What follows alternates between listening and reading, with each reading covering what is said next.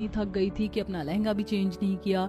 ये देखो मेरे बाल भी बिखरे हैं, मेरा मेकअप तो इतना खराब हो गया है कि इस वक्त मैं चुड़ैल लग रही हूँ। अजय ऑफिस से घर आकर अपने रूम में जाता है। रूम में रोशनी विशाल के कपड़े प्रेस कर रही थी। आ गया, जल्दी से हाथ मुंह धो लीजिए, तब तक मैं आपके लिए गर्मा गर्म कड़क चाय बनाकर लाती हूँ। अजय उसकी बात का जवाब नहीं देता। क्या हुआ जी, आज आप किसी बात से परेशान हैं क्या? अजय अपने फोन में इंस्टाग्राम ओपन करके काजल का पोस्ट किया वीडियो दिखाता है, जिसमें रोशनी किचन में लिपस्टिक लगा रही थी और डाइनिंग हॉल में बैठे सभी घर वाले नाश्ते का इंतजार कर रहे थे। तुम पर भी अपनी देवरानी की तरह सोशल मीडिया का भूत सवार हो गया है ना? मैं सब समझ गई। सुबह मेरी देवरानी मुझसे इतने प्यार से बात क्यों कर रही थी? ये तुम क्या बोल रही हो? तुम क्या समझ गई? पिछली शाम और सुबह उन दोनों के बीच जो भी हुआ रोशनी वो सब अजय से बताती है। शायद काजल को मेरी कही बात पसंद नहीं आई, इसीलिए मुझे नीचा दिखाने के लिए उसने ऐसा किया। काजल को समझाने का अब एक ही तरीका है, आप इंस्टाग्राम में मेरा अकाउंट बना दीजिए। उसमें क्या होगा? वो सब मैं आपको बाद में बताऊंगी। पहले आप मुझे वीडियो कैसे शूट करते हैं और कैसे एडिट करके पोस्ट करते हैं वो मुझे भी सिखाइए। अजय रोशनी के फोन में इंस्टाग्राम इंस्टॉल करके उसका इंस्टाग्राम अकाउंट बनाता है। रोशनी अगले कुछ दिनों तक अजय से वीडियो शूट करना, एडिट करना और उसे इंस्टाग्राम पर पोस्ट करना सीखती है। और अच्छी तरह ट्रेन हो जाने के बाद किचन में रोशनी फोन का फ्रंट कैमरा ऑन करके कोने में रखती है और पोहा बनाने लगती है। पोहा बनने के बाद फोन हाथ में पकड़कर, ये देखिए दोस्तों, आज ये पोहा मैंने बनाया, अब देखते हैं इसका क्रेडिट कौन लेता है। रोशनी बाउल में पोहा ले जाकर हॉल में बैठे अपने सभी घर वालों को सर्व करती है और फिर किचन के दरवाजे पर खड़ी होकर वीडियो शूट करने लगती है। हमेशा की तरह काजल वहां आती है और अपने फोन से ब्लॉग शूट करती हुई सभी लोगों से नाश्ते के बारे में पूछती है और वहां से चली जाती है। यही तो मैं चाहती थी देवरानी जी, अब देखो मैं क्या करती हूँ। रोशनी रिकॉर्ड हुई वीडियो एडिट करके काजल को टैग करके पोस्ट कर देती है। काजल इस काम में माहिर थी, इसलिए उसने रोशनी से पहले ही एडिट करके वीडियो पोस्ट कर दी थी। अपने कमरे में बैठी काजल वीडियो पोस्ट करने के बाद अपने फैंस के रिएक्शन का वेट करने लगी। तभी फोन में बहुत सारे नोटिफिकेशंस आते हैं। लगता है मेरे फैंस को आज का मेरा वीडियो काफी पसंद आया, तभी इतनी जल्दी इतने सारे नोटिफिकेशन भी आ गए।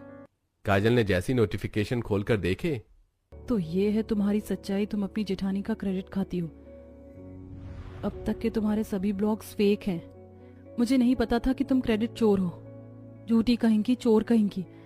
मैं अभी तुम्हें अनफॉलो करता हूँ, आज के बाद तुम्हारा कोई भी वीडियो नहीं देखूंगी। ये है सोशल मीडिया की सच्चाई, आज तुम्हारी पोल खुल गई। इन्हें क्या हो गया अचानक, मेरे फैंस मेरे बारे में नेगेटिव बातें कैसे करने लगे? तभी काजल ने देखा रोशनी का पोस्ट किया वीडियो, लेकिन उसे पता नहीं चला कि वो अकाउंट रोशनी का है। ये किसने किया? अब मैं क्या करूं? उस दिन के बाद काजल के फॉलोअर्स कम होने लगे।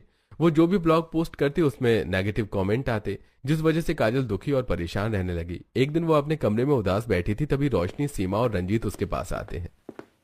काजल, मैं पिछले कई दिनों से देख रही हूँ तुम परेशान रहती हो, और बताओ क्या बात है? जेठानी जी, किसी ने छुपकर मेरा वीडियो बनाकर पोस्ट कर दिया, जिसके बाद मेरे सभी फॉलोअर्स मुझसे नाराज हैं। अब मैं जब भी कोई वीडियो पोस्ट करती हूँ उस पर नेगेटिव कमेंट आते हैं। अब क्या करूँ, मैं कुछ समझ नहीं पा रही। ना जाने ऐसा मेरे साथ किसने किया। जिन्हें तुम नहीं जानती, भला उनकी बातों का क्या बुरा मानना। जेठानी जी, मैं उन्हें नहीं जानती तो क्या हुआ, वो मुझे जानते हैं। भले ही वो लोग तुम्हें जानते हैं, लेकिन सिर्फ उतना ही जितना तुमने उन्हें अपने बारे में बताना चाहा। क्या वो सभी तुम्हारे बारे में ये बात जानते हैं कि तुम्हें सिर्फ ब्लॉग बनाना पसंद है और कोई रोका टोकी करे तुम्हें बिल्कुल भी पसंद नहीं? ये तुम्हारे पति जानते हैं और उन्होंने तुम्हें कभी अपने मन का करने से नहीं रोका। तुम्हारी सास और तुम्हारे ससुर ने भी नहीं, यहाँ तक कि मैंने भी नहीं। फिर भी तुम्हें हम में से किसी की भी फिक्र नहीं। फिक्र तो उन लोगों की जिन्हें तुम जानती ही नहीं हो। आप ये क्या कह रही हैं जेठानी जी, मेरे तो कुछ भी समझ में नहीं आ रहा। सोशल मीडिया के बाहर भी एक दुनिया है जिसमें तुम्हारा एक परिवार है। तुम सोशल मीडिया में इतना खो गई कि तुमने कभी अपने परिवार को जानने और समझने की कोशिश ही नहीं की। तुम सिर्फ उन लोगों के लाइक्स और कमेंट्स के लिए ही जी रही हो जिन्हें सिर्फ दिखावे से मतलब है। सोशल मीडिया की दुनिया से बाहर निकलो और देखो असली लाइक और कमेंट की खुशी कैसी होती है। मेरी अदरक वाली चाय बनाना और फिर खुद महसूस करना मेरे लाइक्स और कमेंट्स की खुशी। मैं अब तक सिर्फ अपने फॉलोअर्स को ही अपना असली परिवार मान रही थी। असली परिवार क्या होता है मुझे पता ही नहीं था, लेकिन अब मैं समझ गई हूँ। अब से मैं सोशल मीडिया से हमेशा हमेशा के लिए दूर होने की कोशिश करूंगी। ऐसी बात नहीं है कि सोशल मीडिया सिर्फ बुरा ही है, कुछ अच्छा भी है।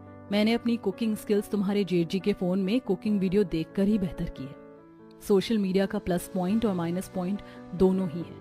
अब यूजर के ऊपर है कि वह किस तरफ झुकता है। मैं आपकी बात अच्छी तरह समझ गई जेठानी जी।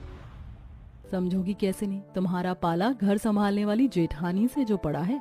मैं अच्छे अच्छों को सुधार दूं फिर तो तुम सोशल मीडिया वाली देवरानी हो। अगर इसे पता चल गया कि इसका वो वीडियो मैंने ही पोस्ट किया था तो कहानी उल्टी पड़ सकती है।